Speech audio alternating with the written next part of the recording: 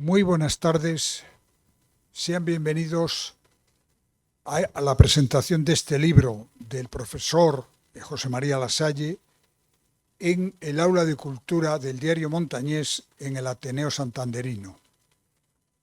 Para el Ateneo es un honor y un placer que esté hoy aquí José María Lasalle, un intelectual de primer nivel, conocido yo creo que de todos ustedes, un santanderino de pro y un cántabro ya casi universal.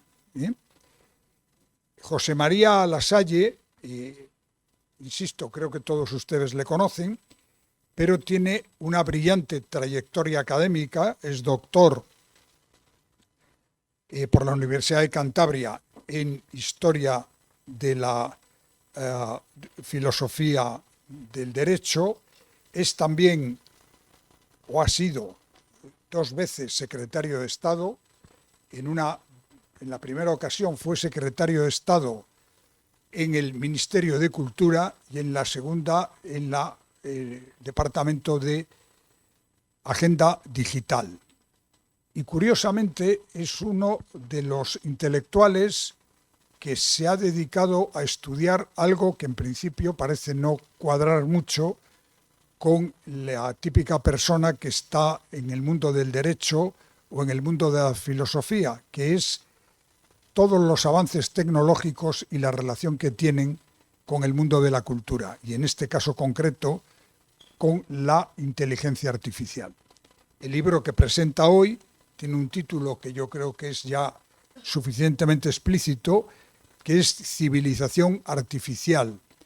Pero antes ha publicado otros muchos libros como El liberalismo herido.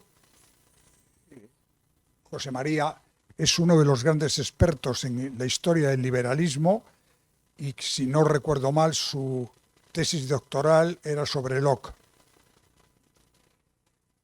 Otro de sus libros también que ha tenido mucho impacto ha sido el Ciberleviatán, otro titulado Contra el populismo, los liberales como compromiso cívico con la virtud, Locke, liberalismo y propiedad. Y ahora nos presenta este libro, Civilización Artificial.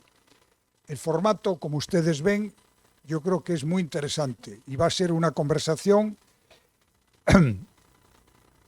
entre Guillermo Balbona, que es el redactor jefe de Cultura del diario Montañés, y además amigo de José María, y los dos van a tener una conversación en torno a este libro y después habrá un momento para que ustedes puedan preguntar y finalmente José María estará encantado, estoy seguro, de firmar libros aquí a quienes quieran llevárselo con su dedicatoria.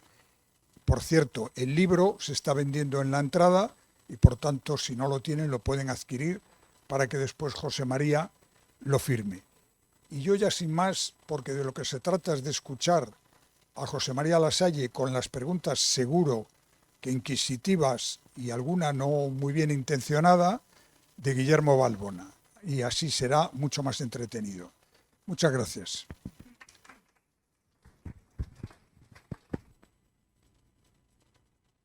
Buenas tardes. ¿Se oye?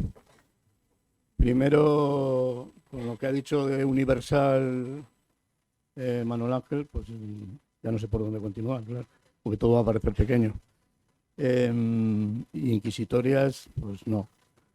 Yo suelo decir siempre en estas tribunas que no hay preguntas indiscretas, solo respuestas. Y en cuanto a lo de la amistad con José María, pues es verdad, lógicamente, pero ya parece que has coartado la entrevista que podemos mantener ahora. Bueno, del currículum de José María ya se ha ocupado, y además yo creo que es bien conocido de todos vosotros ustedes, ya se ha ocupado Manuel Ángel. Yo creo que lo único que te has dejado, que es lo más importante es que, y lo más inteligente, es que abandonó la política en el 2018. Creo que es la decisión más acertada. Él en la entrevista que mantuvo, la última conmigo en el diario, dijo que no se arrepentía, pero tampoco creo que tenga ninguna ganas de volver y se ven las cosas mucho mejor desde donde está ahora. Este libro, si fuera de ficción, se parecería, por ejemplo,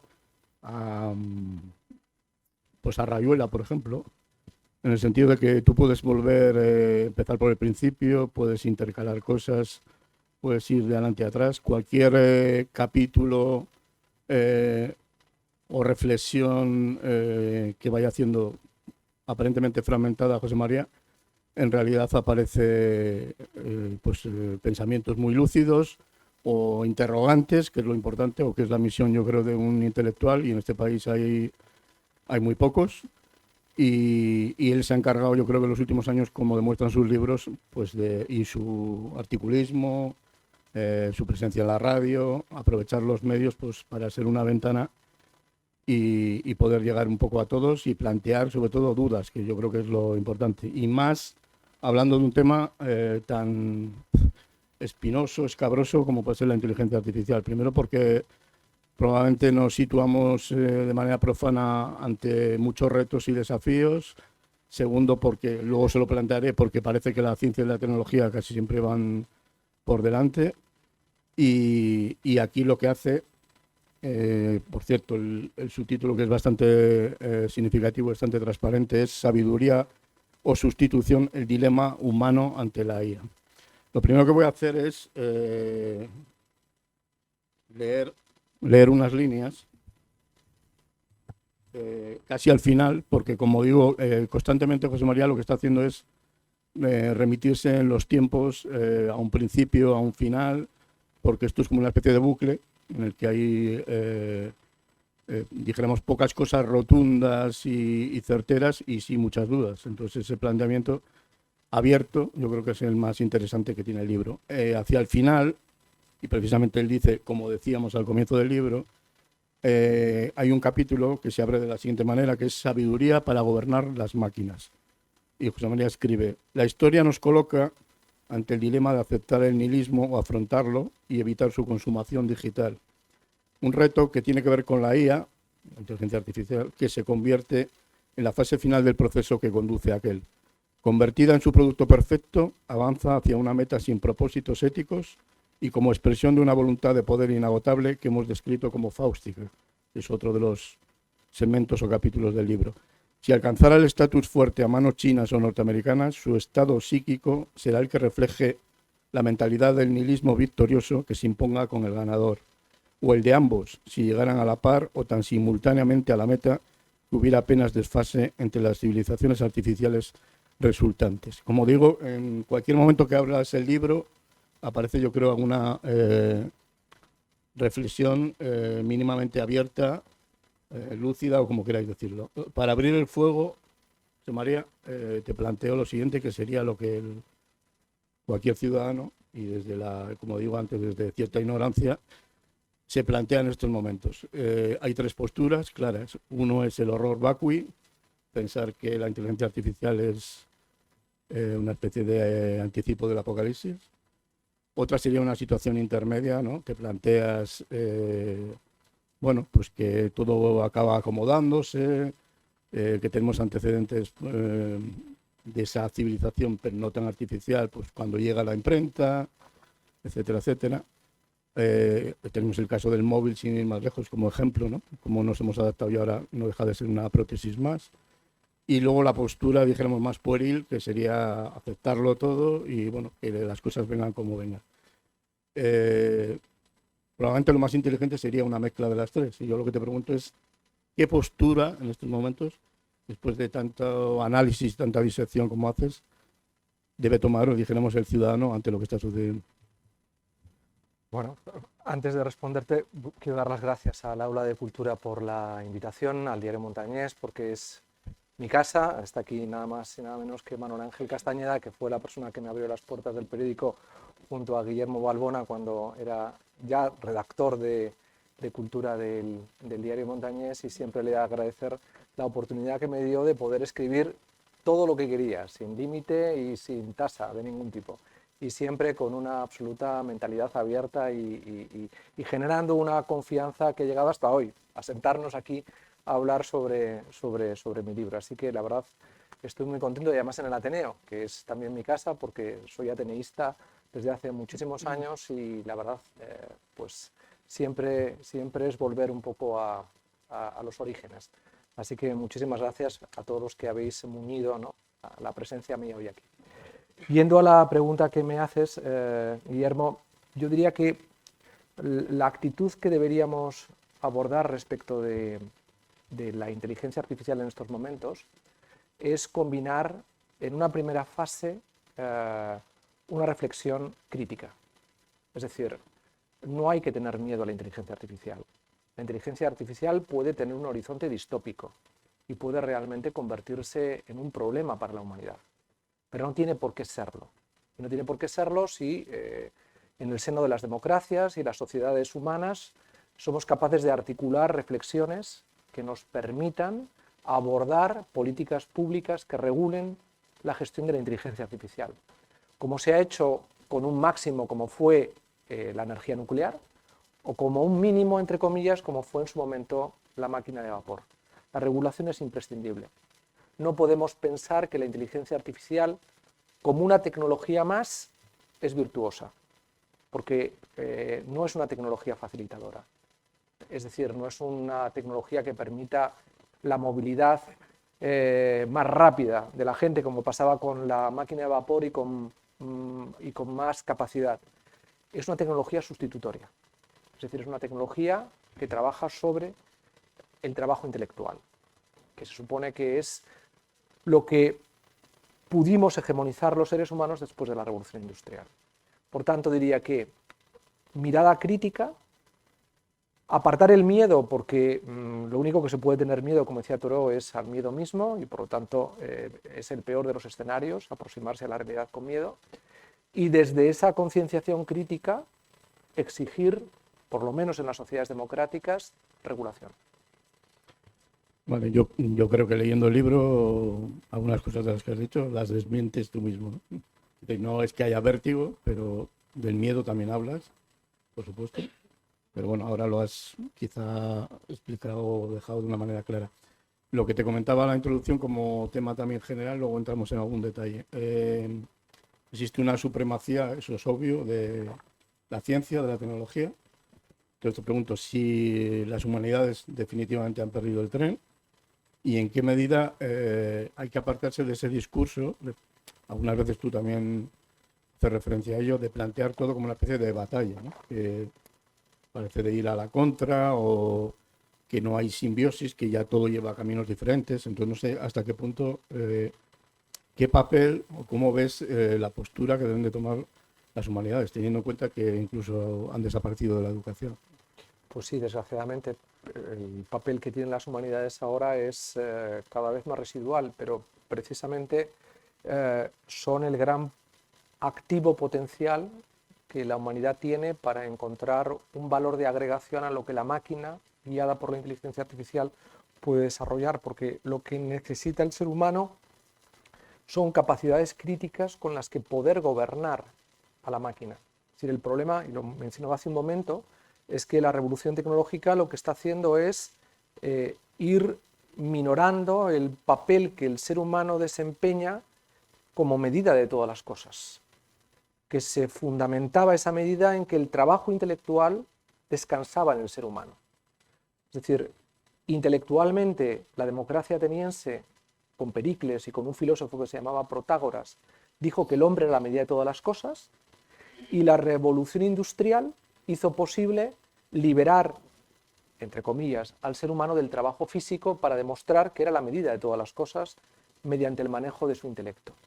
Y ahora nos encontramos que desde hace 70 años estamos desarrollando una tecnología que lo que busca es replicar la inteligencia humana sin las imperfecciones de la inteligencia humana y operando directamente sobre el trabajo intelectual. Es decir, desplazando el protagonismo que el ser humano ha tenido como abogado, como ingeniero, como arquitecto, como médico, es decir, como todos esos ámbitos del conocimiento especializado que han soportado lo que fue la revolución industrial, el capitalismo industrial, la democracia liberal, todo lo que hemos configurado como nuestro entorno civilizatorio.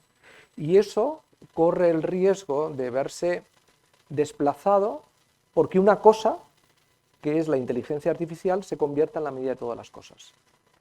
También la medida de los seres humanos, que es lo que está empezando a suceder. Y claro, la aproximación a esa realidad, volviendo a la pregunta anterior, si no la abordamos con una clara conciencia crítica, y eso nos lo proporciona una mirada humanística que reivindica el papel del ser humano en todo lo que acontece en el mundo, debemos seguir ocupando el puesto más alto en la jerarquía del ser. Si no ocupamos esa posición y no velamos por tenerla, no colocándonos a la defensiva, sino colocándonos sobre los hombros del titán que es la tecnología y la inteligencia artificial en concreto, pues tendremos un problema, porque entonces es cuando se nos abren escenarios distópicos en los que el miedo, la incertidumbre, en fin, un montón de escenarios muy complejos pueden llevarnos a situaciones muy, muy, muy complicadas. Y el problema está en que esa evolución hacia que la inteligencia artificial hegemonice el conocimiento y el conocimiento especializado, y por tanto el trabajo intelectual, solo puede resolverse si hacemos una apuesta educativa potente alrededor de las humanidades. Y unas humanidades adaptadas a un entorno tecnológico que permitan al ser humano aportar valor a lo que van a aportar las máquinas. Porque si competimos con las máquinas o pretendemos solo ser complementarios a ellas, no podremos hacer nada. El ser humano necesita colocarse por encima de la inteligencia artificial. Y para eso tiene que trabajar todo lo que cualitativamente le diferencia de una inteligencia artificial que es básicamente, incluso si alcanzara un estado mental propio, una inteligencia estadística y por tanto cuantitativa. Y bueno, a eso iba.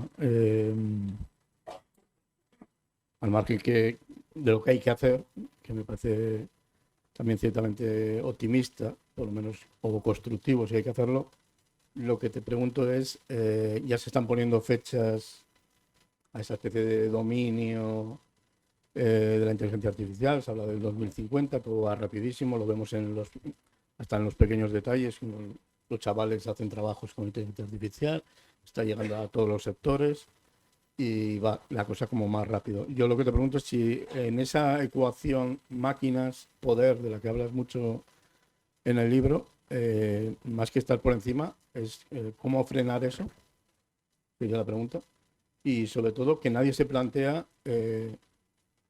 con la inteligencia artificial por qué crear por crear, ¿no? Es decir, habrá sus necesidades y lógicamente hay una utilidad dentro de la aplicación de la inteligencia artificial, pero ahora da la sensación de que como ya hay factores o elementos que pueden manejarse desde la inteligencia artificial, entonces todo vale.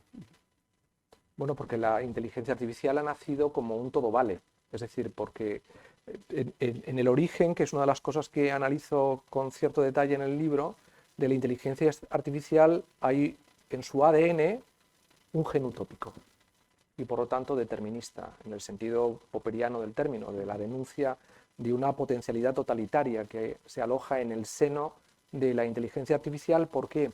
Porque la inteligencia artificial nace del empeño de Turing y de otra serie de ingenieros cibernéticos que se empeñan en querer replicar el cerebro humano sin sus imperfecciones. Muere un íntimo amigo de Turing y Turing le dice a sus padres: no os preocupéis porque yo voy a resucitar a vuestro hijo a través del cerebro. Y a partir de ahí comienza toda una conceptualización utópica de una inteligencia artificial que lo que busca esencialmente es: los problemas de la humanidad se deben a que el ser humano piensa mal y toma decisiones mal. ¿Por qué? Porque está imbuido de sesgos, prejuicios económicos, de clase, culturales, religiosos, condicionantes psíquicos, que llevados por la ansiedad, por el miedo, por la ambición, provocan decisiones que no son maximizadoras de su racionalidad, sino que están hibridándose con otros factores. Y eso va generando un saldo de negatividad en la historia humana que explica las dictaduras, la opresión, la desigualdad, el cambio climático, etcétera, etcétera. Hagamos que el ser humano piense bien. Como el ser humano no puede pensar bien porque tiene un soporte corpóreo, fisiológico, orgánico, que es lo que le provoca que piense mal, pensando, hagamos que algo piense como si pensara el ser humano perfectamente y desprovisto de su corporeidad y de sus limitaciones corpóreas. Y ahí nace el empeño de la inteligencia artificial, como un producto utópico. Y ese es el gran problema, que nace como un producto utópico que lo que genera es liberar, como también sucede con el pensamiento utopista, la idea de generar una lógica de progreso infinito que lo que busca es desarrollar una capacidad de acción sobre el mundo que transforme el mundo conforme a esa racionalidad liberada de la imperfección humana. Es decir, estamos generando, como uno de los grandes historiadores de la tecnología, Louis Mumford, definía, una tecnología totalitaria. Y esa evolución lo que está haciendo es generar algo que incrementa sus capacidades de pensar cada vez mejor en términos de racionalidad estadística, sin los errores asociados al pensamiento humano, aunque se inspira en él, que lo que busca es generar un poder cada vez mayor para poder resolver mejor los problemas del mundo.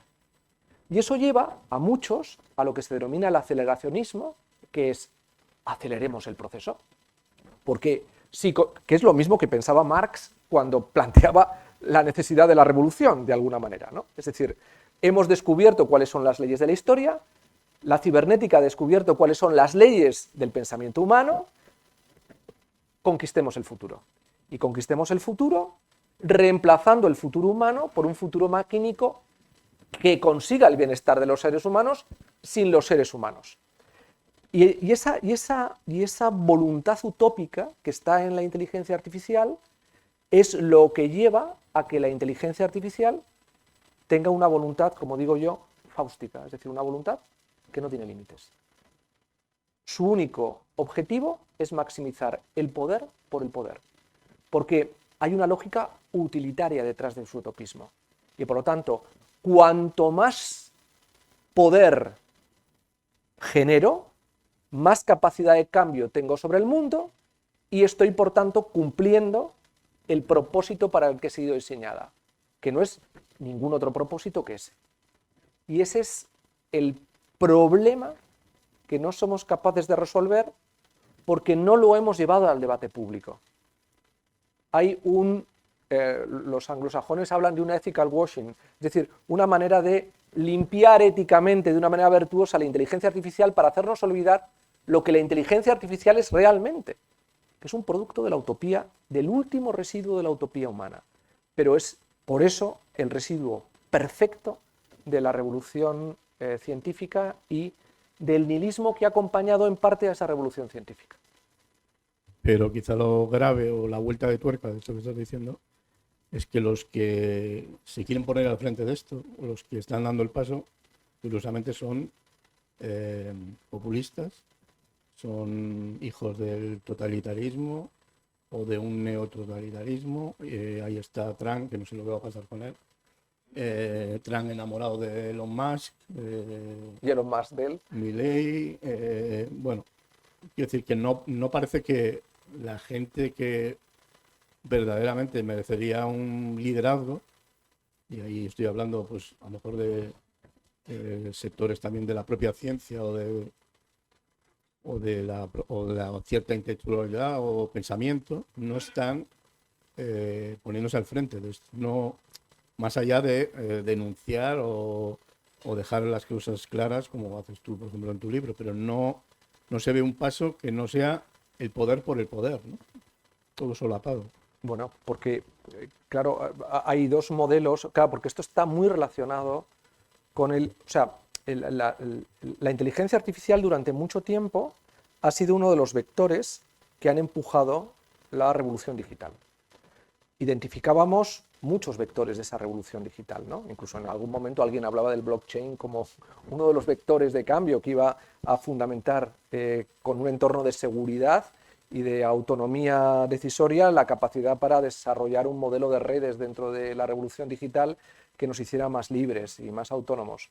Bueno, han sido muchas las tecnologías disruptivas que han ido acompañando el fenómeno de la revolución digital, pero, de entre todas ellas, la que ha ido escalando de una manera verdaderamente exponencial y de una manera muy lenta ha sido la inteligencia artificial. Pero muy relacionada con algo, que es con el capitalismo cognitivo. Es decir, hemos vivido el capitalismo agrario, por utilizar la terminología marxista, un capitalismo agrario donde la fuente de la riqueza era la agricultura, un capitalismo industrial donde comercial donde la fuente de la riqueza era el comercio, un capitalismo industrial donde estaban todos los bienes de equipo que generaba la maquinaria aplicada a la revolución industrial, posindustrial, y finalmente estamos en un capitalismo cognitivo, es decir, un capitalismo que se asienta ya no sobre la empresa, sino sobre la plataforma. Y donde ya el capitalismo no es un capitalismo financiero que te atribuye el dominio de la empresa y de los bienes de equipo asociados a la empresa, sino que es un capitalismo algorítmico. ¿Basado en qué? Basado en que los modelos de negocio más florecientes del mundo son plataformas. Y una plataforma lo que hace es ofrecer bienes y servicios online, en la red, que luego tiene repercusión en el mundo analógico, en el mundo físico.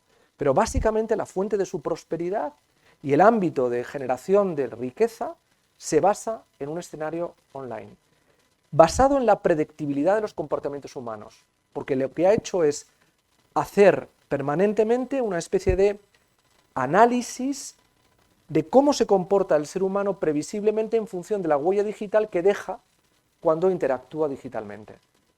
Y ahí se ha generado un diseño, que es el capitalismo cognitivo, que lo que hace es entender que el conocimiento es una fuente de riqueza. Ya no es la fuente de riqueza un vehículo basado en una materia prima, sino que ahora la fuente de la riqueza es la predictibilidad del comportamiento humano en relación con determinados consumos en Netflix o en Google o en Amazon. Y obtiene para alcanzar esa predictibilidad una materia prima que son los datos que dejamos nosotros en la huella de nuestro comportamiento. Y la gestión de esos datos se encierra dentro de un algoritmo que a su vez se encierra dentro de una especie de caja fuerte que es la plataforma, que no permite que esos datos que uno deja puedan ser colonizados, compartidos por otros. Y la tendencia es que esa hegemonía que uno tiene sobre los datos que gestiona una plataforma, por ejemplo Amazon, solo a través de la logística aplicada a Amazon, en vez de reforzarle hacia adentro, le refuerza hacia afuera, porque tiene capacidad de ir generando agregaciones de valor con datos adicionales que extrae y vincula a los que tiene. Y entonces va extendiendo como un cáncer, colonizando los otros tejidos del cuerpo que funciona en Internet. Y eso, ¿quién lo está acelerando ahora mismo al máximo? Porque se trata de predecir los comportamientos. Una inteligencia estadística absoluta, como es la inteligencia artificial. Y ahí es donde se está produciendo esa conexión entre los defensores de un modelo de innovación que lo último que quieren es pagar impuestos por la innovación y por lo tanto tienen una tradición libertario neoliberal detrás, que consideran que el genio humano, cuando produce algo que es una creación intelectual, es un monopolio natural, que no es discutiblemente compartido con nadie, y por lo tanto estamos hablando de modelos de empresa, plataformas, que tienen un planteamiento que no es el de la empresa, porque la empresa se basa en una comunidad propiedad-trabajo, y aquí no hay una comunidad propiedad-trabajo, aquí hay alguien que controla de manera absoluta unos datos creados por un modelo de negocio que es producto de su innovación y que se sustenta alrededor de algoritmos que ha diseñado él o alguien que trabaja para él. Esa lógica es la que está detrás de alguien como Musk, de alguien como Peter Thiel, de alguien como Zuckerberg y tantos otros que tienen una mentalidad absolutamente libertaria neoliberal, que están en relación con otro tipo de perfiles políticos que lo que ofrecen en estos momentos es: yo te dejo hacer todo lo que quieras hacer, bajo ese viejo principio mal interpretado por el libertarismo de laissez-faire, laissez-passer, dejar hacer, dejar pasar, que era el fundamento del libre comercio liberal, para déjame hacer todo lo que quiera, déjame enseñar cualquier tipo de modelos, déjame innovar sin regulación, pero garantízame una cosa: orden. Porque para que yo pueda hacer esto, necesito orden. Y el orden es mano dura. Y el orden es, si hay que ir reduciendo las libertades para garantizar una única libertad absoluta, que sea una libertad económica, se reducen. Porque, volvemos a lo de antes, el aceleracionismo piensa que esta escalada del progreso de la ciencia aplicada a la cibernética y a la inteligencia artificial será finalmente virtuosa. Es, como pensaba Marx, la etapa de la dictadura del proletariado que hará posible la utopía. Esta es la etapa de la transición crítica que, bajo un neoliberalismo libertario que experimente con lo que quiera y se lleve por delante lo que haga falta, dentro de un orden, dictadura del proletariado, en este caso me atrevería a decir una dictadura de la innovación, conseguiremos la utopía científica. Porque la conexión con la inteligencia artificial es profundamente utópica. Y es curioso que no se haya identificado esto, pero es que está en la mentalidad de los Musk, de Thiel, de toda esta constelación de superhombres nietzscheanos que están absolutamente convencidos de que son casi dioses y que necesitan ir de la mano de otros políticos que piensan eso mismo de la política, que son también semidioses. Y esta suma no es que sea peligrosa, es lo que se puede cargar la civilización liberal. O sea, los residuos de democracia tal y como las entendemos. Y eso es, de alguna manera, lo que dejo entrever como horizonte si no somos capaces de regular. Porque hay capacidad para poner remedio a esto. Y de eso te pregunto luego. Y perdón porque me he extendido muchísimo, lo siento. No, pero si estamos muertos, igual. Lo del capitalismo salvaje es un juego de niños al lado de esto.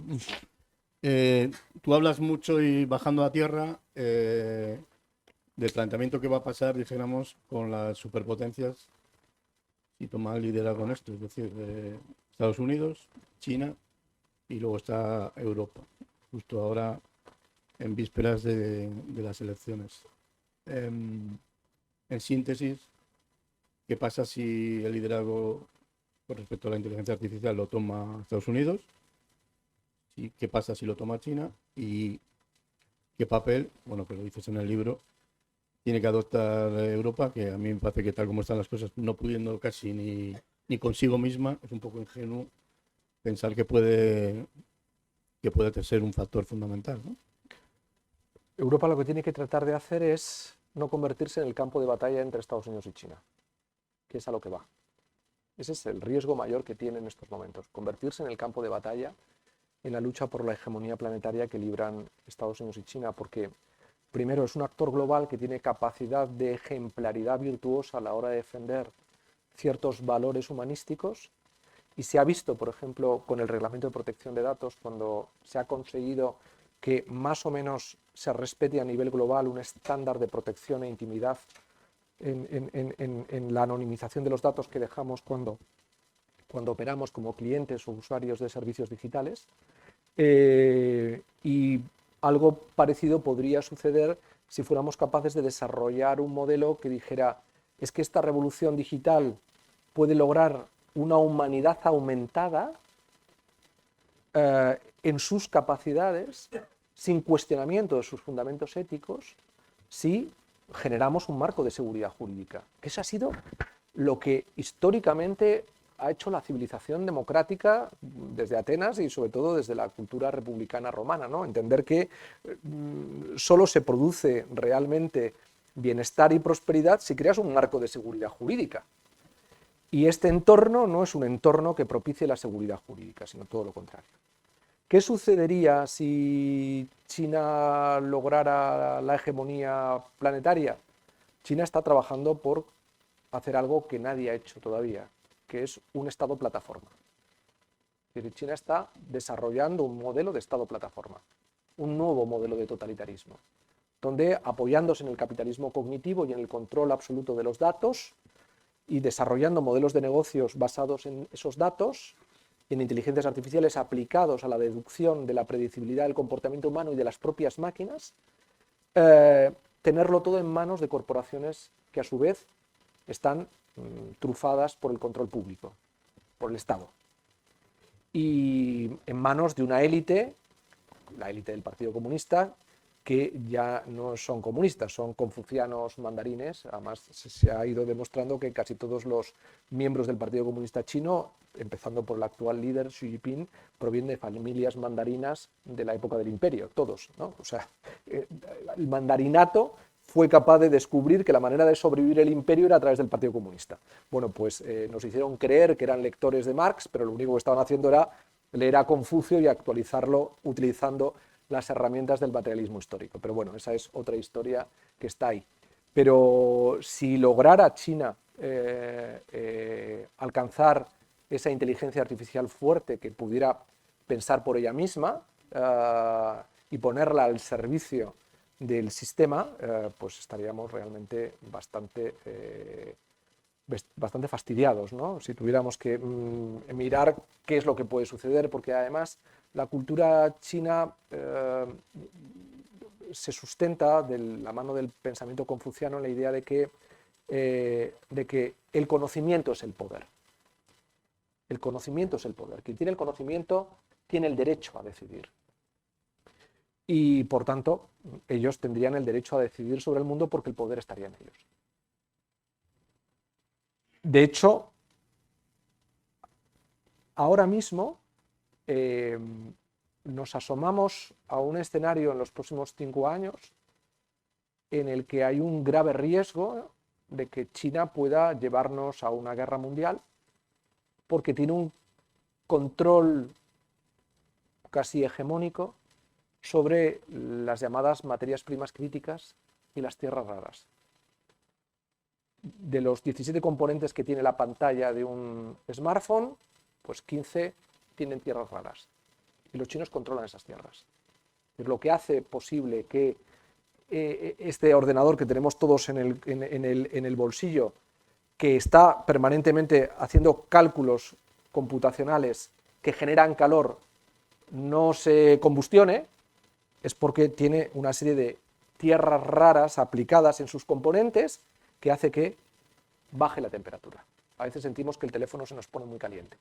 Bueno, pues lo que hacen esas tierras raras es garantizar, pues, por ejemplo, que con el tacto que pones sobre el grafo de la pantalla, rápidamente responda una aplicación dentro que hace el scrolling, por ejemplo. Pero lo mismo sucede, por ejemplo, con la temperatura o con, en fin, todos los componentes básicos de un smartphone.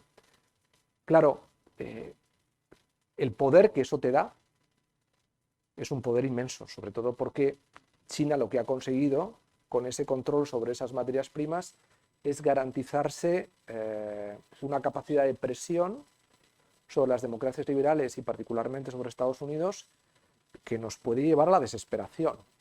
Y una democracia liberal desesperada puede acabar en la guerra también, aunque piense que la única guerra legítima es la defensiva.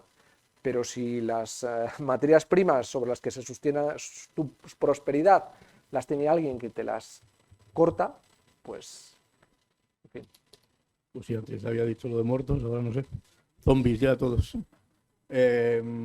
Hablas mucho, bueno, hay un término que parece por un lado como un eufemismo y por otro una cierta contradicción tal como están las cosas. Hablas mucho de moral tecnológica Perdónala. moral Sí. tecnológica, y una de las claves no del libro, sino de todo el pensamiento en torno a la inteligencia artificial, que lo has comentado antes, sería que hay que legislar, eh, que hay que controlar, vamos, o poner un territorio, dijéramos, común, ético, moral, legislativo. Entonces yo te pregunto, ¿quién va a poner el cascabel al gato? Bueno, pues volvemos a lo mismo. Es decir, Europa debería tratar, porque es el único actor global con capacidad de proyectar un relato que otros escuchen, no solo Estados Unidos y China, y aunque Estados Unidos y China pugnan por la hegemonía del planeta, el resto de los países, y estamos, por ejemplo, hablando de la mayor democracia del mundo, con un PIB que ya está el quinto y que tiene el segundo nivel de computación del planeta, que se llama India, que es un país extraordinariamente poderoso, África también, porque el control de las tierras raras al final, aunque los chinos supervisen buena parte de la administración de esos recursos, siguen siendo países soberanos, aunque la mayoría sean estados fallidos. América Latina tiene un papel muy protagonista en muchas de las materias primas críticas más importantes, entre otras el litio. Europa tiene probablemente la fuente de datos más importante del mundo, los mejores matemáticos con capacidad analítica para elaborar algoritmos con matrices muy complejas, sobre todo las necesarias para afrontar un ordenador cuántico. Es decir, hay un montón de activos que, alineados correctamente, desde una concienciación crítica de que es necesario no ser atrapados dentro de esta conflictividad hegemónica que libran Estados Unidos y China, como digo, China buscando crear un estado plataforma, Estados Unidos poniendo la plataforma del mercado en manos de las grandes corporaciones tecnológicas y pensando que si tú desarrollas un mercado plataformizado tan potente como un modelo en el que el individuo tiene una capacidad absoluta para poder elegir lo que quiere, un estado plataforma no podrá con él. Hay un conflicto entre la defensa de una libertad absoluta frente a un estado absoluto. En el segundo caso hay servidumbre, en el primero hay jungla, ¿no? Entonces es el conflicto mítico entre la selva y el desierto, ¿no? Entonces, en ese conflicto creo que Europa puede convencer a muchos de que es posible alinear activos de muy diversa naturaleza e incluso diseñar modelos de inteligencia artificial que no tengan que ser nihilistas, sino que sean humanos. Es decir, que lo que busquen no es el poder por el poder, sino dar poder a las máquinas con un propósito. Y eso exige no una ética utilitaria como la que se está manejando de controlar riesgos, sino una ética responsable de yo creo una inteligencia artificial con un propósito ético que da un sentido a algo. Por ejemplo, aumentar la capacidad del ser humano para ser libre, liberándonos a lo mejor también del trabajo intelectual tal y como lo hemos diseñado hasta el momento, y pensar que el ser humano tiene una oportunidad para dedicarse a algo que se llama la sabiduría, que es ese humanismo que permita al ser humano liberarse también de tener que estar en los cálculos sobre los que sostiene el conocimiento para imaginar nuevos mundos, tener una capacidad de crecimiento personal desde otra mirada que transforme pues lo que consideramos que es un mundo que no es el mejor de los mundos posibles, ¿no? Se cumple un par de aniversarios de 1984 de Orwell, que parece que se ha quedado pequeño y que estamos más cerca de Matrix, pero te diría que sin embargo el Matrix de la inteligencia artificial está presidido por una cosa de la que hablaba mucho y denunciaba 1984 Orwell, que era la policía del pensamiento. Hay una nueva policía del pensamiento.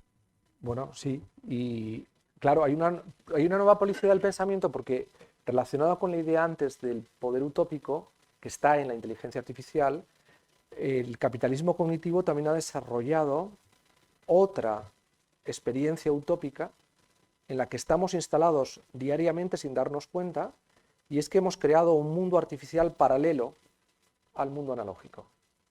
Y un mundo artificial que vamos habitando cada vez más habitualmente. Es decir, estamos migrando a un mundo artificial que es la infosfera, que es Internet y todos los servicios que nos ofrece Internet. Ahora mismo un adolescente pasa más de 10 horas conectado, consciente o inconscientemente, a las redes y a todo lo que representa.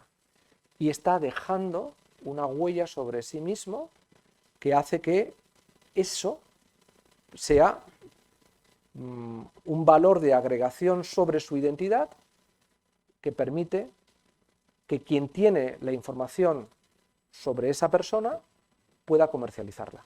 Y de hecho, las cookies famosas es una manera muy simple de llevar a cabo una comercialización de mi huella digital, de saber quién soy. Esa es una, de alguna manera, primera capa de policía.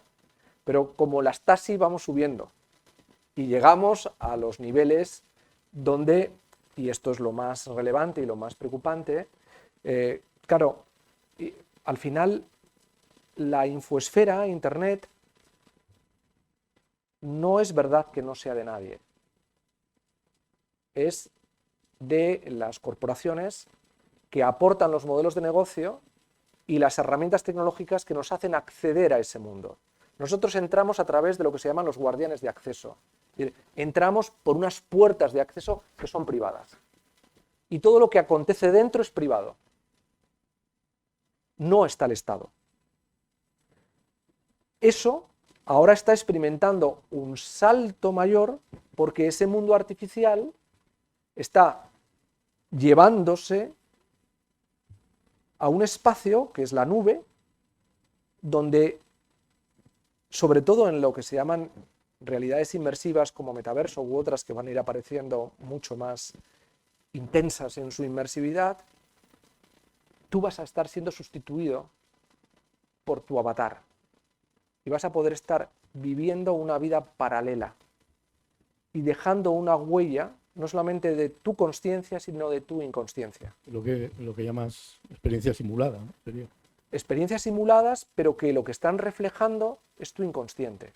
Es decir, las nuevas gafas de Apple, que es una pasada, porque realmente estamos entrando ya en el territorio de la magia, porque la tecnología está experimentando una mutación que le va alejando del poder para entrar en el ámbito de la magia.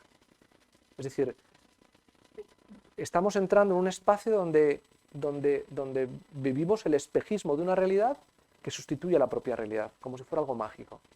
Entonces, con estas gafas, que ya no son las Oculus que hemos manejado con sus pistolas,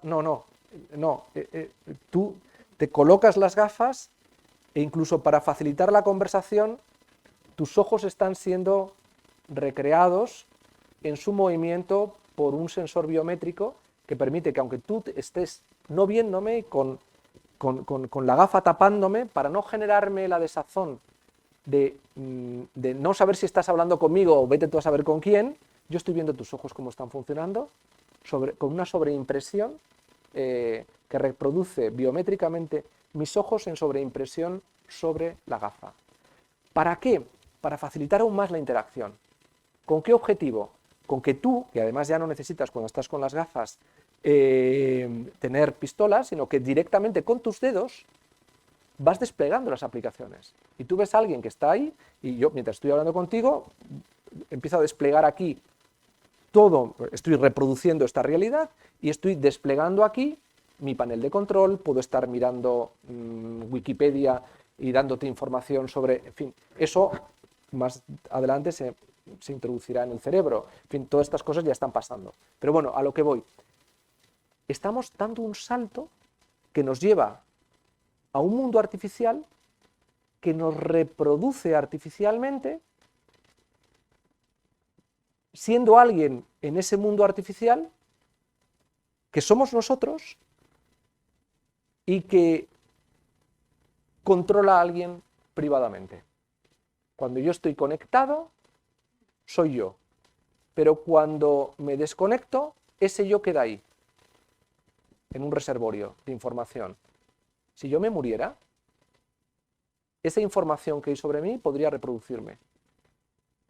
Es decir, podría surgir otro José María Lasalle, porque no solamente está registrando las cosas que yo conscientemente estoy haciendo, sino que la inmersividad es tan potente que estoy reproduciendo mis miedos, mis ansiedades, y están siendo registradas. Claro, y ahí no hay protección legal, no hay todavía el reglamento de protección de datos no lo regula, algunos estamos reclamando la creación de un reglamento de neuroderechos para proteger esa privacidad cerebral, porque es que estamos dando a las corporaciones tecnológicas un conocimiento sobre nuestra actividad inconsciente, que es fundamental ¿para qué? Y perdona, ya termino. Para hacer el clic de la consciencia en la inteligencia artificial. Vale, has dicho el término magia, todo esto me parece magia negra más bien. Lo que te iba a decir es que lo peligroso, simplificando lo que has dicho, es que dentro de 4 días esta conversación que estamos manteniendo tú y yo, la inteligencia artificial la reproduce, pero manipulando todo lo que hemos dicho, ya no sería una conversación José María Guillermo. Ya se puede hacer. O sea, yo ahora mismo, ahora mismo alguien podría estar grabando lo que estamos conversando y yo podría estar diciendo todo lo que estoy diciendo con mi voz, con mi gestualidad, con mi lenguaje corporal, acompañando en una confiabilidad absoluta de correspondencia entre cuerpo y actividad consciente y expresión, defendiendo a Elon Musk y diciendo que Trump es la esperanza de Estados Unidos y que estamos todos absolutamente equivocados al no considerar que es la esperanza del mundo. Podría hacerlo. Esa fake news, que todavía los denominamos como fake, es una fake reality, que ya lo que hace es sustituir la realidad por una realidad paralela. Y si no tienes, y volvemos a las humanidades, herramientas para decir, a ver, yo conozco a José María Lasalle, o conozco a Guillermo Balbona desde hace años, he leído sobre él, leo la prensa, y digo, está flipado, ¿no? De pronto le ha dado un aire, ¿sabes? O esto no tiene sentido. Pero, ¿y quién no tiene esa capacidad? Biográficamente la tienes, entre comillas, si conoces a esa persona. Pero si no la tienes, ahí es donde la conciencia crítica, la formación humanística, el estudio de la filosofía, esas capacidades que no son estrictamente tecnológicas, que también, porque se puede de alguna manera entrar en el checking de lo que está detrás de esa imagen, pero en la impresión más inmediata, es decir, un vídeo que se coloque a 48 horas de unas elecciones, donde un candidato presidencial puede decir barbaridades y cambiar a lo mejor un resultado electoral, en una sociedad formada en el pensamiento crítico, con habilidades humanísticas, con capacidad para no dejarse seducir por la demagogia, etc., pues tiene herramientas por ella sola para poder poner pies en pared.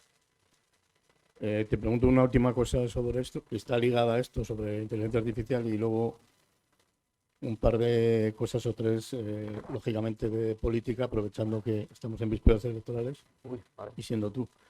Lo último que está ligado a esto último que has reflexionado sería lo de un término que me parece que es de lo mejor que aportas tú, que es frente a la desinformación de la que ya se habla, los fakes, etcétera, bueno, la manipulación constante que está habiendo ahora, es autenticidad, inautenticidad. Yo quería que reflexionaras sobre eso. Sí, es algo que me voy a... Brevemente. Sí, pues muy breve. Pues, claro, la mejor manera para desarrollar, o sea, la educación del ser humano tiene que, o sea, si la tecnología nos deshumaniza, la cultura nos debe rehumanizar. Por lo tanto, nunca como hasta ahora es más necesaria que nunca la relación con la cultura. Y por lo tanto, las humanidades. Y por lo tanto, la búsqueda de lo que en filosofía se ha denominado la autenticidad del ser humano. Es decir, Hannah Arendt, en La condición humana, identifica que hay una serie de rasgos en la identidad humana que son insustituibles, que compartimos todos, pero que son insustituibles, que es ese soporte biográfico alrededor del cual hacemos nuestra vida, que nos da unas herramientas, ¿para qué? Para comprender que la vida está marcada permanentemente por límites. El riesgo de la muerte, la enfermedad, el dolor, el placer, la búsqueda de la felicidad. Hay toda una serie de experiencias que la cultura nos ayuda biográficamente, a través de la lectura, a través de la música, a encontrar la manera de sentir que lo que está aconteciendo es algo que es auténtico porque es algo comúnmente compartido y que forma parte como del latido del corazón, pero en este caso de la creatividad humana que nos capacita para algo muy importante. Y es que la cultura occidental está marcada por una dialéctica, desde Platón, materia-espíritu. Las cosas para nosotros no existen, o sea, no tienen espíritu. No tienen espíritu, no tienen. Y hay una dialéctica rigurosa. Por eso, en la ciencia también, cuando se habla de la inteligencia artificial, estamos hablando de la inteligencia artificial y pensamos que como es una cosa, no va a poder tener nunca espíritu. No va a poder tener nunca un estado mental. No va a poder tener nunca un conocimiento propio que le dé un estatus superior que es la espiritualidad. Bueno, la manera que tenemos para superar esa dialéctica y que nos abre una puerta para relacionarlos con la inteligencia artificial distinta es la que el arte nos proporciona. Porque el objeto de arte sí tiene espiritualidad. La obra de arte nos proyecta la autenticidad del autor. Y esa sensación de autenticidad establece una comunicación espiritual entre la cosa y el ser humano. Ahí es donde tenemos que trabajar, porque ahí están las fuentes de la creatividad humana más esenciales y el fundamento de la condición humana, porque al final, incluso el ser humano, cuando se proyecta sobre su vida, acaba entendiendo que su vida es su obra de arte también. Es suya, la habrá hecho de la mejor o peor manera, pero es suya y puede responder de ella. Ahí está esa ética de la responsabilidad que tenemos que ser capaces de trasvasar a la máquina si queremos que la máquina nos ayude a ser mejores, pero desde la constatación de nuestra imperfección.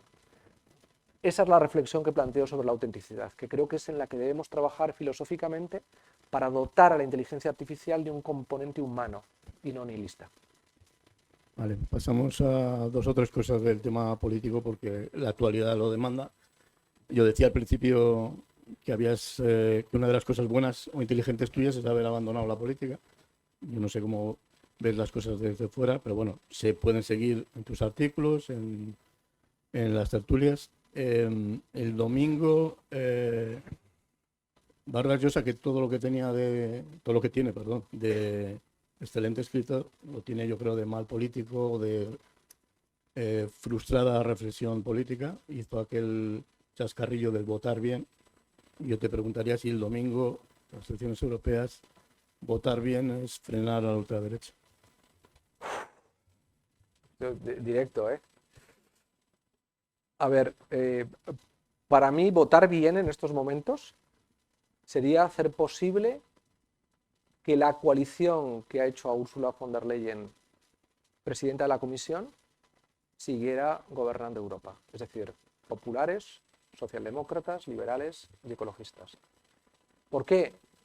Porque creo que Europa ha encontrado un punto de equilibrio entre su compromiso por la transformación digital, tratando de hacerla cada vez más igualitaria, comprometiéndose con el Pacto Verde y por tanto con un horizonte de neutralidad a 2050 que quite a Europa de la generación de emisiones, que al mismo tiempo esté trabajando por una autonomía estratégica que le dote a Europa de capacidades de reindustrialización, que es verdad que se están apoyando en la industria militar, pero es que desgraciadamente he dicho antes que Europa no tiene que convertirse en el campo de batalla entre Estados Unidos y China.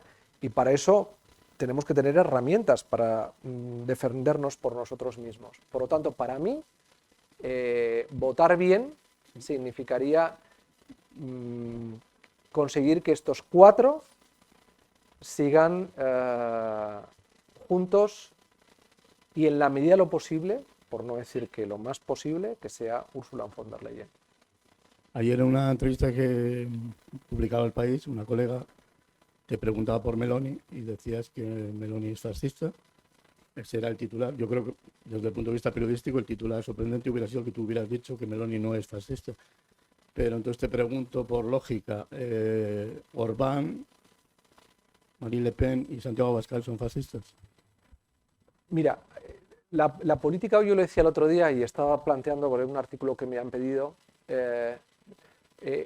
se habla en un determinado momento, para hablar de la guerra, se habló de la guerra híbrida, ¿no? Esta guerra en la que vale todo, puedes utilizar todas las herramientas, también la tecnología. Estamos en la política híbrida, estamos en la democracia híbrida. Ya la democracia liberal, tal y como algunos la hemos defendido, en mi opinión, está prácticamente dando sus últimas boqueadas. No porque el número de democracias liberales plenas en el mundo ya no supere la treintena, lo cual es ya pues para echarse a temblar, sino porque incluso en las democracias plenas el nivel de completitud de la democracia es cada vez menor. Todos tenemos algo que reprocharnos y eso está mal, porque eso significa que no estamos haciendo todos lo mejor que podemos hacer. Pero por no esconderme de lo que me preguntas, el fascismo hoy no es el fascismo de los años 20, donde ves a un señor con una camisa militar, un correaje y dando palos o metiendo en la cárcel a los que no piensan como él. El fascismo hoy es otra cosa, un fascismo híbrido, que considera que el orden como presupuesto es en estos momentos el valor más importante que una sociedad necesita. El orden. Y un orden confundido con la seguridad, que no tiene que ser la seguridad jurídica, sino la seguridad. Y sobre todo que se nutre de lo que yo he denominado la nostalgia de la clase media por el orden.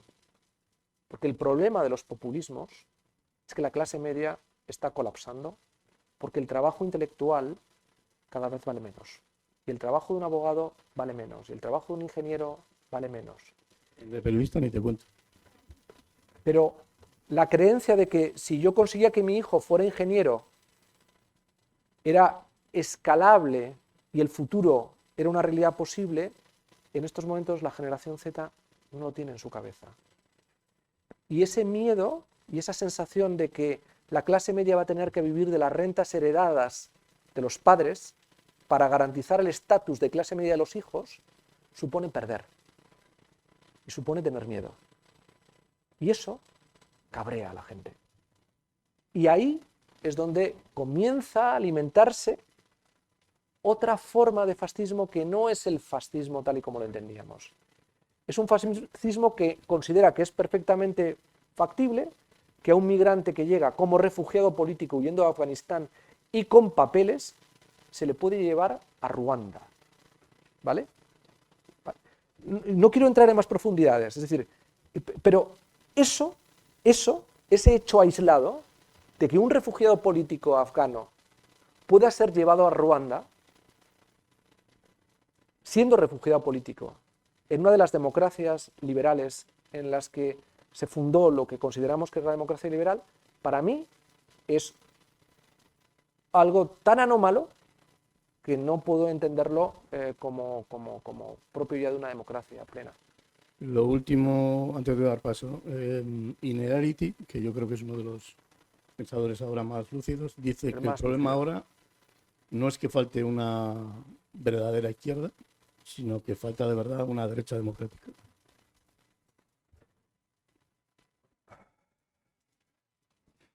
Bueno, pues pasamos la derecha democrática existe. ¿Cómo no va a existir la derecha democrática? La derecha democrática existe, Guillermo.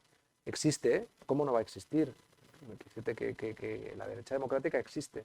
El problema es la neurosis que afecta a la política y que afecta a la derecha como afecta a la izquierda. Entre otros temas, porque mira, de verdad, el problema de la desigualdad, que siendo uno de los problemas a debatir, ¿de acuerdo?, tiene que ver más con los algoritmos sobre los que no se hablan que sobre el reparto de renta. ¿Vale? Pero eso sí, seguimos con una política que piensa sobre las claves de la caída del muro de Berlín, que se ha quedado estancada en gran medida en reflexiones que no han avanzado más allá de 10 años de lo que fue la caída del muro. Cuando el mundo ha cambiado de una manera tremenda, es decir, la desigualdad está en la desigualdad generacional que estamos creando a nuestros hijos cuando van a tener que gestionar un planeta con un calentamiento global brutal. O la toxicidad que estamos metiendo en la política haciendo que el consenso sea imposible. Es decir, si los partidos tradicionales, que eran partidos atrapalo todo, ¿no?, se mueven entre la extrema derecha y el centro, y entre el centro y la extrema izquierda, y quieren atraparlo todo, cuando el mundo está polarizado, nadie les entiende. Porque hemos convertido nuestras sociedades en una cámara de eco, como una red social. La gente no está dispuesta a dedicarle tiempo a reflexionar los problemas, porque está acostumbrada al tiempo real y a una solución inmediata, tan rápida como un tuit. Y esto hace imposible la política. Y luego, además, como cada vez la gente se siente más sola, más aislada y más cabreada, necesita estar con aquellos que están cabreados por los mismos. Y entonces todos están en una esquina. ¿Y qué ha pasado? Que como todos están esquinados, el centro se ha quedado vacío. Nadie está en la centralidad. Porque todos están esperando a que alguien ocupe la centralidad para que todos los que están esquinados le disparen. Y esto hace inviable las democracias. Vale, pues el que quiera preguntar es el momento. Levante la mano, el que sea.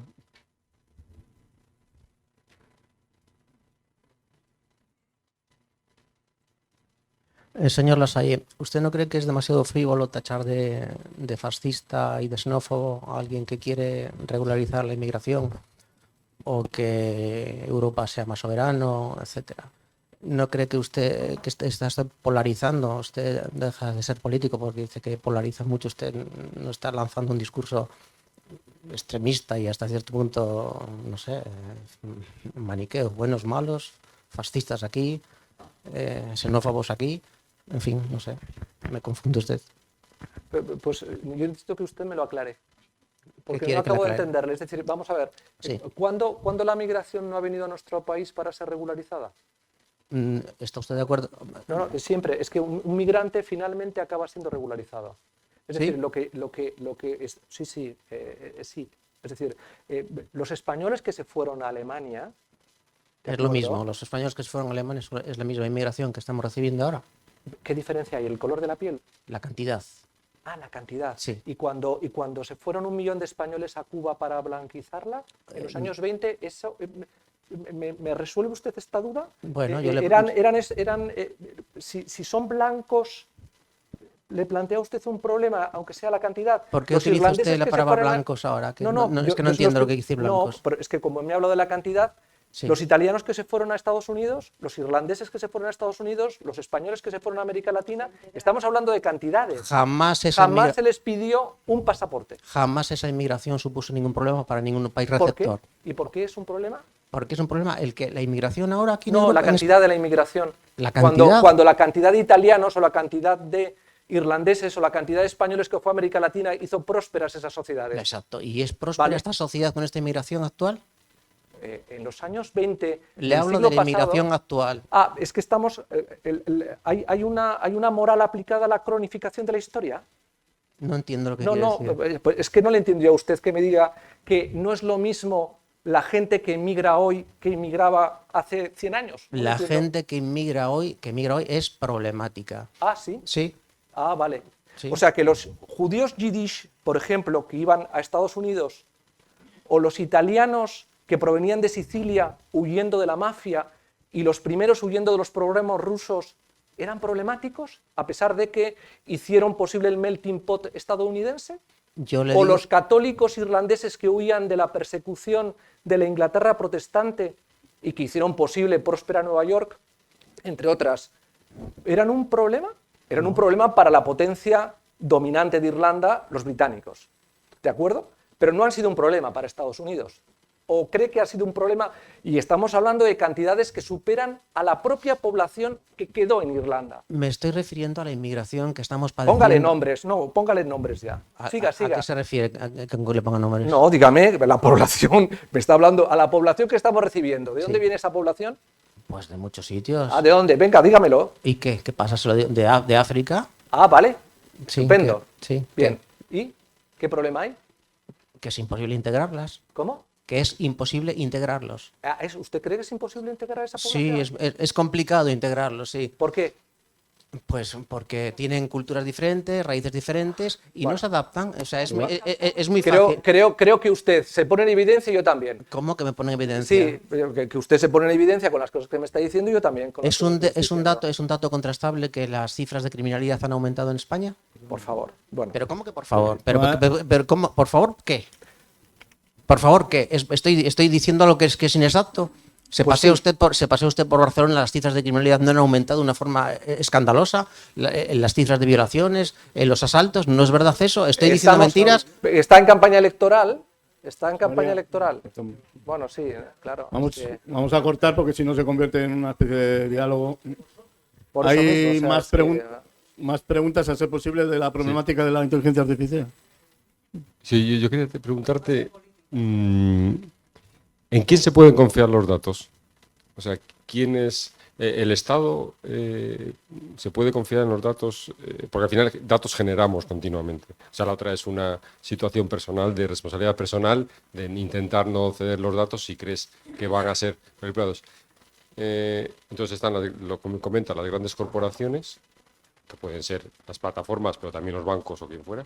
Y por otro lado sería lo público.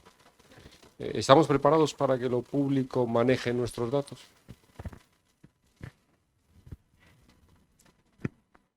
Yo prefiero que lo público lo que haga es velar porque los datos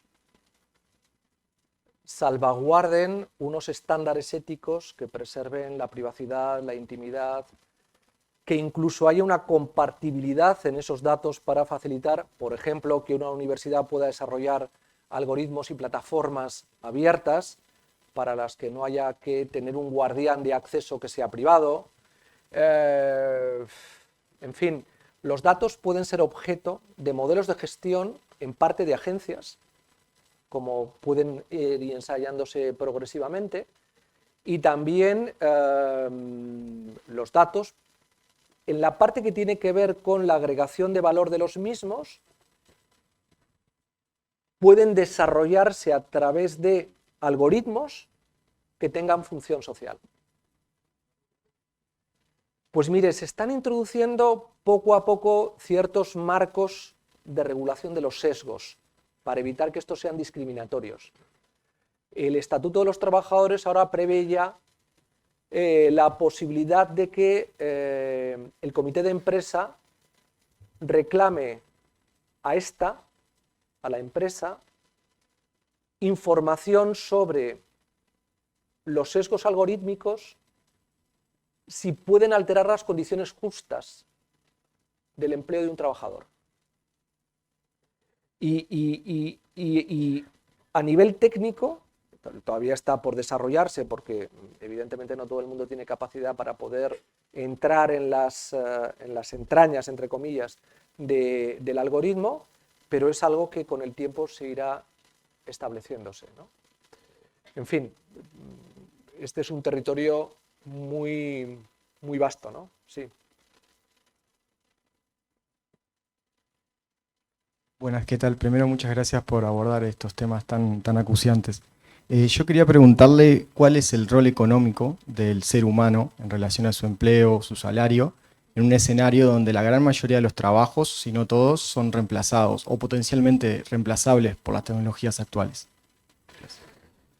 Bueno, pues ese va a ser el problema, que afrontamos una transición crítica en la que ahora mismo, como decía hace un momento, el valor del trabajo desciende en las economías automatizadas, es decir, a mayor automatización, mayor peso del trabajo en el PIB de la economía automatizada.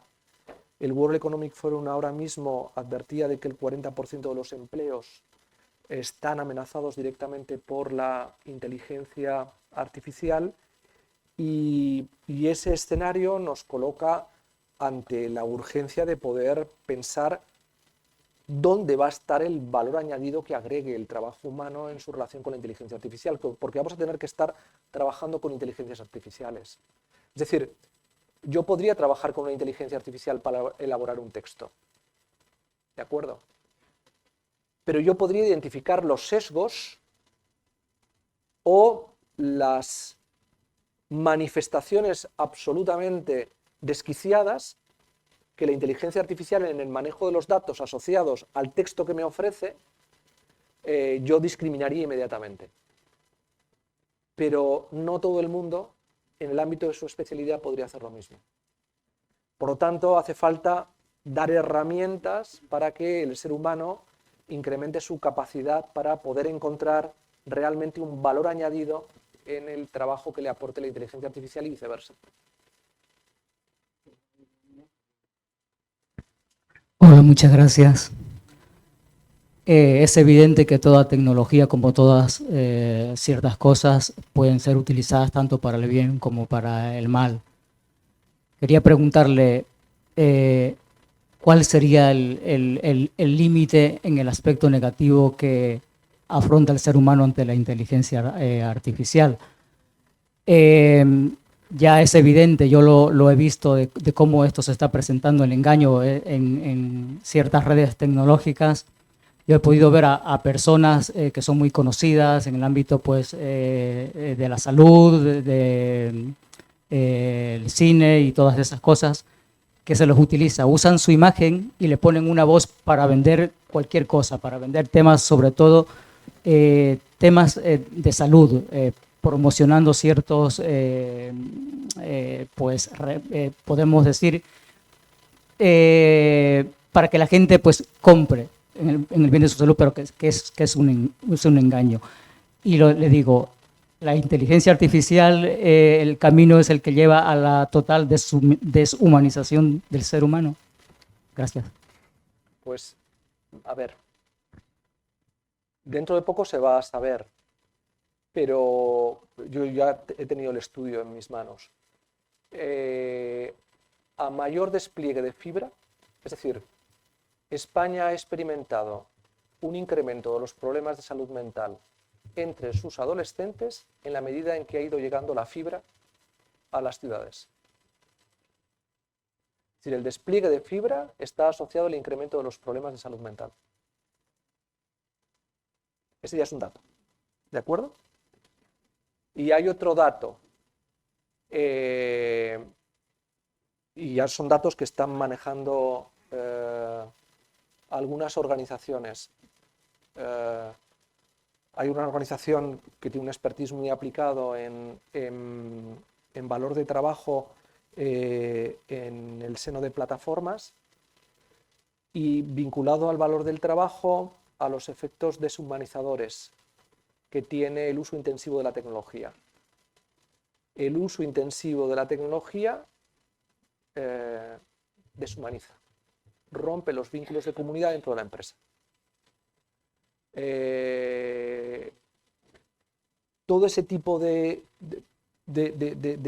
escenarios se van a ir agudizando en la medida en que, como nativos digitales, las capacidades de conexión e interacción con la gente, es decir, resolver un problema dentro de la empresa relacionado con el jefe tomándome un café con los compañeros, en un contexto en el que cada vez tengo menos compañeros con los que relacionarme y donde además el tabique de la vida doméstica y la vida profesional se diluye cada vez más porque la supuesta desconexión es una desconexión que es más, volviendo otra vez a un ethical washing, que a otra cosa, porque la desconexión genera incrementos y picos de productividad tan intensivos en el uso de la tecnología que hacen que la tecnología vaya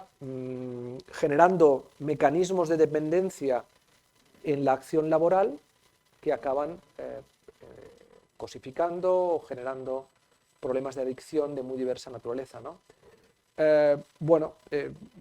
Este es uno de los problemas que desgraciadamente no son distópicos, sino que empiezan a ser reales, ¿no?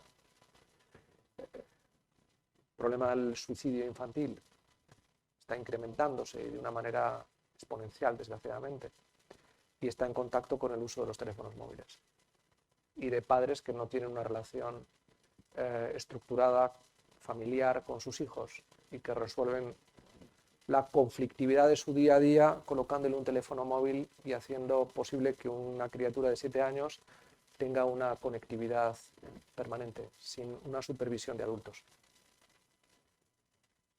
Bien, José María, pues una delicia escucharte y además inspirador. Y bueno, el tándem con Valbona pues ha estado muy bien.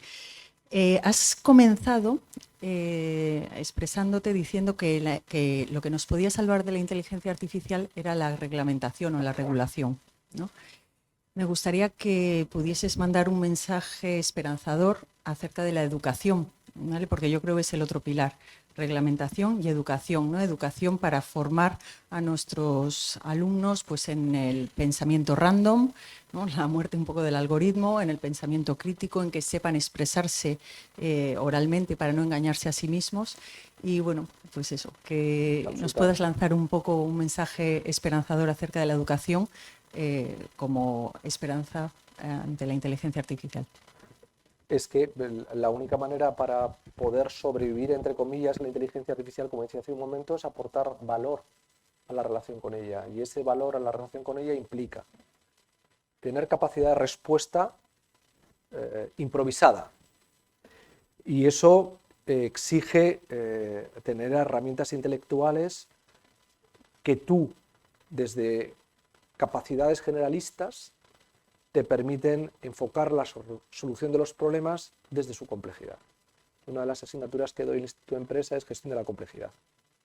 Y es tratar de trasladar a los directivos de las empresas que uno no tiene capacidad lineal de respuesta sobre los problemas, sino que los problemas cada vez se van a ir complejizando más porque todo cada vez va a ser más híbrido. Por lo tanto, hace falta tener muchísima cintura y tener una cabeza con una gran cintura. Pero al mismo tiempo, para poder operar sobre esa cintura, hace falta tener una gran capacidad crítica y de articulación de narrativas y respuestas.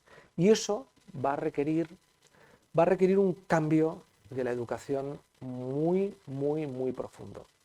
La educación, al final, todavía hoy, una universidad es un producto del siglo XIII, actualizado en sus dinámicas de composición científica en el XIX, pero es que estamos con una criatura que es del siglo XXI. Sí, sí. Más universidades applied science, es decir, que la ciencia la están aplicando y ya no son tan teóricas. Lo sé, y por eso ahí está la cintura y la capacidad de improvisación y la capacidad de respuesta rápida, pero al mismo tiempo la capacidad para poder estar, por eso el pensamiento tiene que ser crítico y creativo. Bien, pues con ese mensaje nos quedamos. Recordarles, como imagino que se han vendido todos los libros, ahora el que quiera, pues va a estar dispuesto José María para firmar los libros. Muchas gracias al Ateneo. Gracias, José María, que siempre estás muy demandado y no solamente para hablar de Meloni. Y gracias a todos por la asistencia. Gracias.